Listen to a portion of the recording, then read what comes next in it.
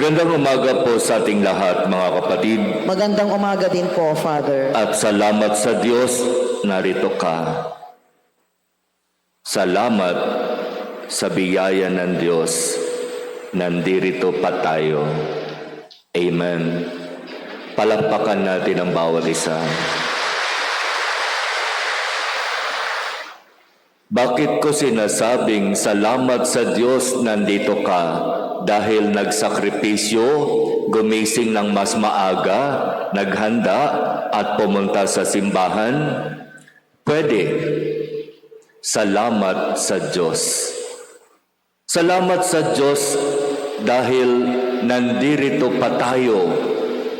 Oo naman, kung tutuusin kapag babalikan natin itong nakaraang mga buwan, marami na rin naman yung umalis, di ba?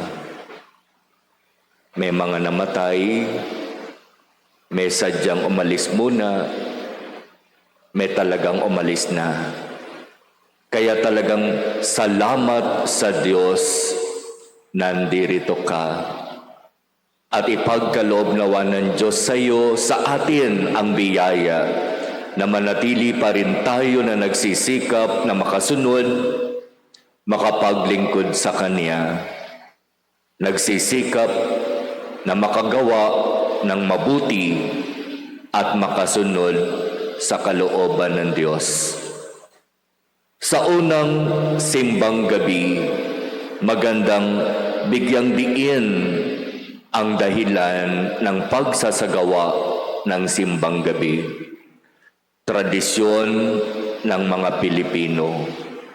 Maagang gumigising, naglalakad papunta sa simbahan o nagbibiyahe kaya. Pero ang mahalaga sa tradisyon na ito, tayo ay nagsisikap na makapagsimba, magpasalamat, magbigay ng papuri at parangal, at kasama na doon mag-alay ng ating mga panalangin at intensyon. Sa siyam na gabi ng Misa de Gallo, sasamahan natin ang ating inang si Maria. Sinasabi na ang simbang gabi ay misa para sa ating inang si Maria. Kung papaanong sa loob ng siyam na buwan, dinala niya sa kanyang sinapupunan ang sanggol na si Jesus. Sa loob ng siyam na madaling araw, sisikapin nating hingin ang biyaya sa Diyos. Katulad ni Maria, madala rin namin sa aming mga puso ang Panginoong Jesus. At bago tayo dumating sa punto ng pagsisimula ng simbang gabi, alam natin na tayo muna ay dumaan sa tinatawag na panahon ng Adbyento. Ang panahon ng paghahanda para sa pagdating ng paggunita natin sa mahalagang araw ng pagsilang ni Jesus na tagapagligtas. At bilang paghahanda, tayo ay nagkaroon ng mga pamamaraan at pagsisikap na malinis ang ating puso at kalooban. Maraming pamamaraan. Marami tayong pinagsikapang gawin para linisin ang ating mga puso at kalooban.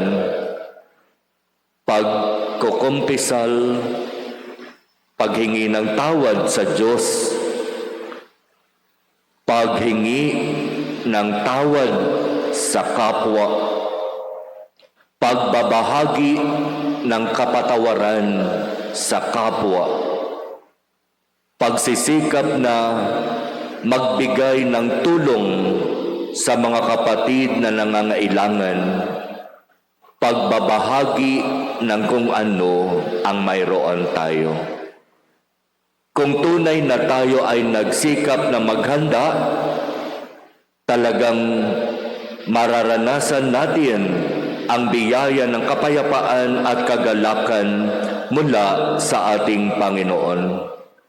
At ngayon, habang sinisimulan natin ang simbang gabi, sasamahan natin si Maria sa kanyang naging karanasan ng pagdadala kay Jesus sa kanyang sinapupunan. Sasamahan natin siya at tutularan natin ang kanyang magandang halimbawa na sa kanyang pagdadala sa kanyang sinapupunan kay Jesus, patuloy siyang nagbigay ng sarili sa paglilingkod. Patuloy siyang nagbahagi ng mabuting balita. At ang mabuting balitang ibinahagi niya ay ipinakita niya sa gawa.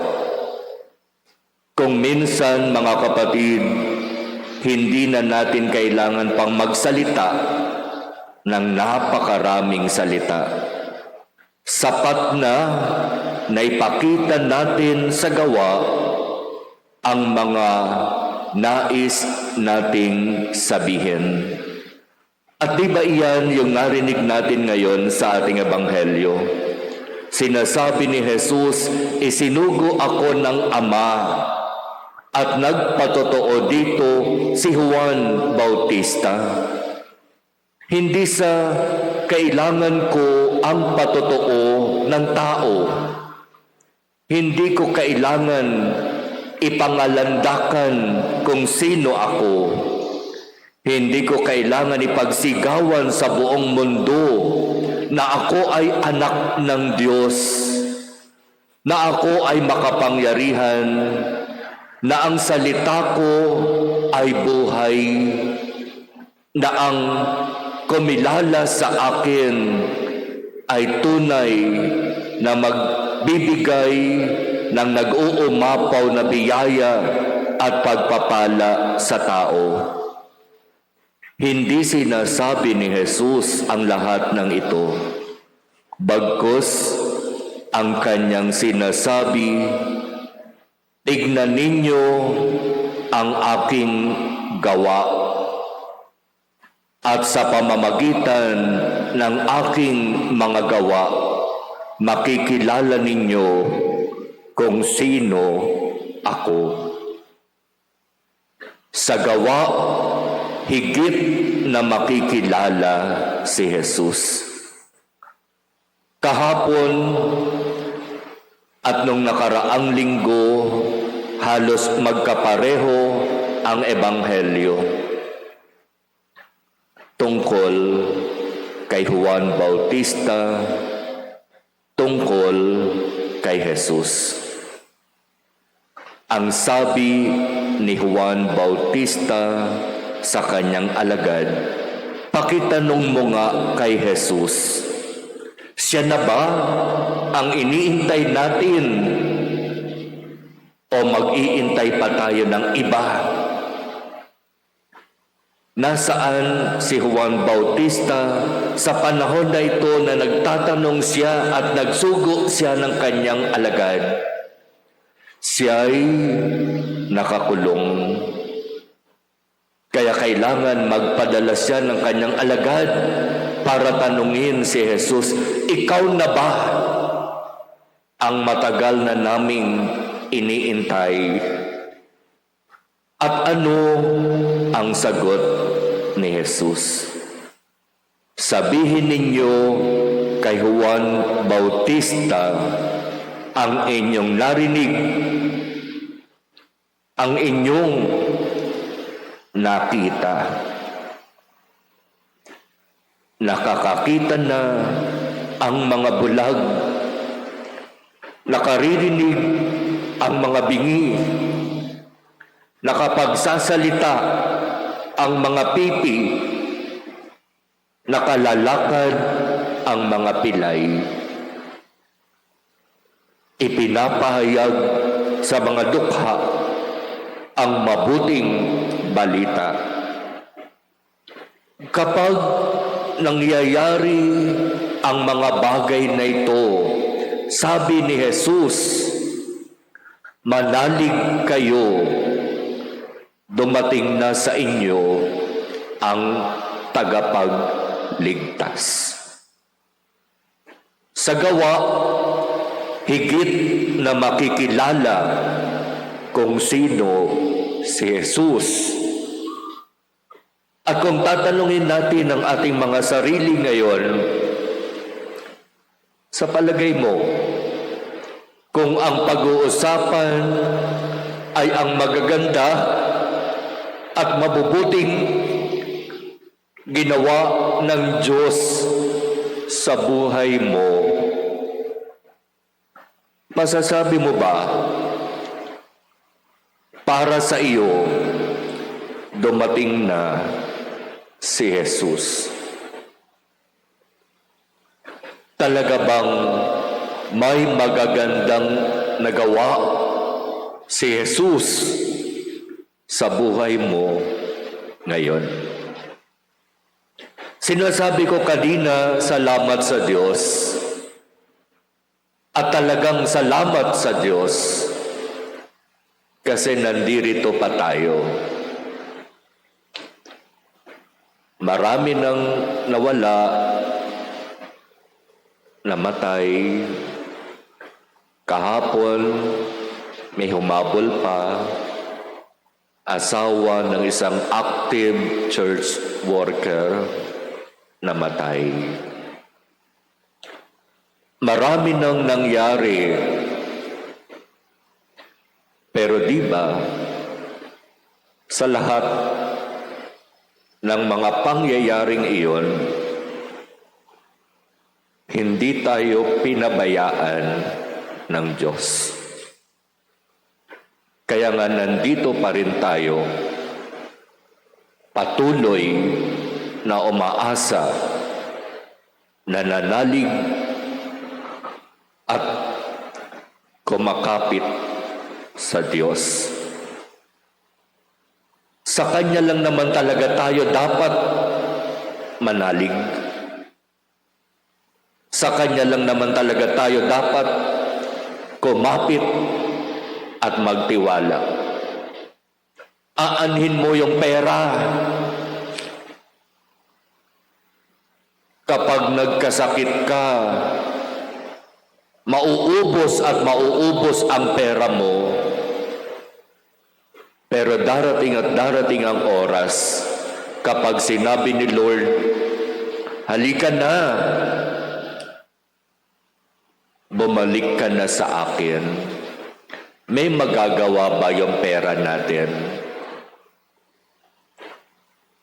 Ang ganda-ganda ng iyong buhay, ang ganda-ganda ng iyong trabaho, ng iyong profesyon, maayos na nakahanda na ang bahay mo para sa Pasko. Marami ka nang naipamili para sa iyong Noche Buena. Marami ka nang naihandang mga regalo para sa mga inaanak, kamag-anak, kaibigan. Pero ang lahat ng iyan, sa totoo, sa mata ng Diyos, baliwala. Si Jesus lang ang pinakamahalaga ngayong Pasko. Si Jesus ang dahilan ng lahat ngayong Pasko. Kaya salamat, narito ka sa unang simbang gabi natin. At patuloy tayong magpasalamat sa Diyos sa mga darating pang araw at sa mga darating pang panahon sa ating buhay. At ipagkatiwala natin sa Kanya ang lahat. Kung papaanong si Maria, hindi man niya naiintindihan ang lahat ng nangyayari sa kanyang buhay, nagtiwala, nanalig, umasa sa Diyos. Kaya naman siya ay pinagpala. Kaya Kaya kung nais natin mga kapatid na tayo ay patuloy na pagpalain at ingatan ng Diyos, gawin natin siyang priority sa ating buhay.